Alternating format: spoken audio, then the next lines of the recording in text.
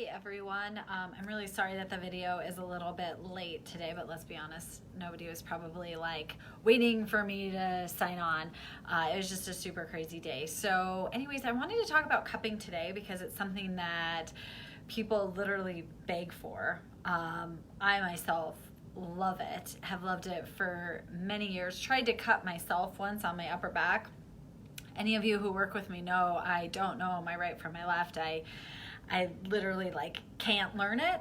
And so looking in a mirror, trying to cup a very specific knot in my upper back, I almost lit all my hair on fire, and I have a lot of hair. So I really haven't tried to use a mirror to cup again. I could do it without looking at anything. But anyways, I wanted to, as I said, talk about cupping. So it is one of the foundational modalities for traditional Chinese medicine, TCM. It started as bamboo cups that were soaked in water, and then the practitioner would take a little piece of paper or something like that, light it on fire, throw it under the cup, and then put the cup on the skin.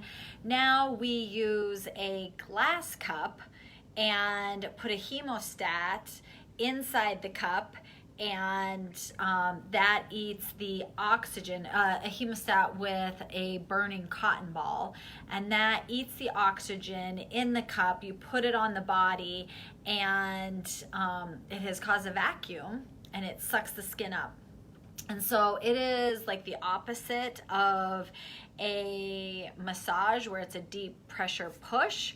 Cupping is a deep pressure pull. And so it actually also separates the layers of the skin and the muscle and the fascia and all of that, and allows the blood and the fluid and the energy and the nutrients to flow really easily between all of those layers, which helps the body heal better because it's getting more nutrients and more blood flow to a certain area. And a misnomer is that round circle, that pepperoni that you see, is actually a bruise, and it's not a bruise at all. It's called sha in Chinese medicine, and it's just blood pooling. So kind of the wives' tale, or the idea behind it is that the darker that the sha is, the more that you needed the treatment and the more stagnant your blood was in that area. So you're going to benefit hugely from it. But sometimes that marking can last a long time. For other people, it won't last very long at all. It also kind of depends on how easily we all bruise. Even though it isn't a bruise, it does matter how quickly your blood will pool. I use cupping a lot for musculoskeletal injuries. Obviously, that's my specialty. You can also use it for digestion. You can use it for women's health. You can use it if you have a decrease in energy. You can use it for headaches. It's really great. You can use it for if you have a cold or the flu.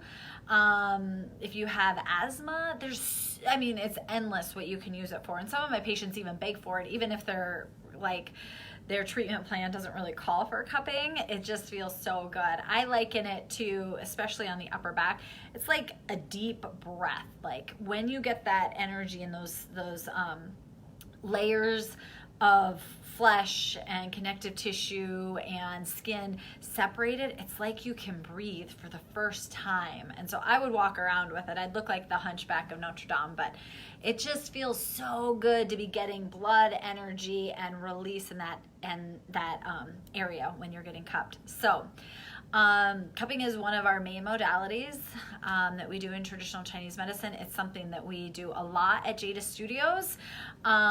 It was kind of made famous. I hate to even use that because it's been around for thousands of years, but Michael Phelps in his last Olympics had really dark cupping marks on his back, and people were like, oh my God, what was that?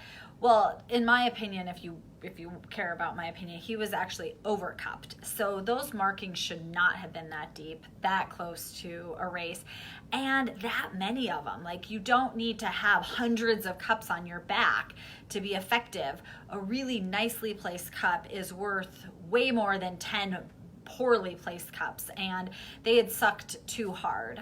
Chances are that was not done by an acupuncturist. So, there's a delicacy to it, and not wanting to overstimulate or over release or actually harm the blood vessels, because you're actually sometimes breaking the capillaries to get that blood pool, and you don't want to overdo it and leave those really black, dark marks. It's just too much for the body then to kind of clean up and heal from. So anyways, I love cupping. Everybody loves cupping. At least 99.9% of my patients do. So hopefully that gives you a little bit of an idea of what cupping is. And I hope you have a really awesome day. And it's Friday tomorrow, so yay for us. And I hope you have a wonderful night. Thank you.